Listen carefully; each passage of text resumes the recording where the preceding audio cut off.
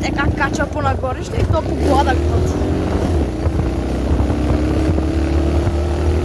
Между другото, Алек, ти сложи ли му тукличката наново?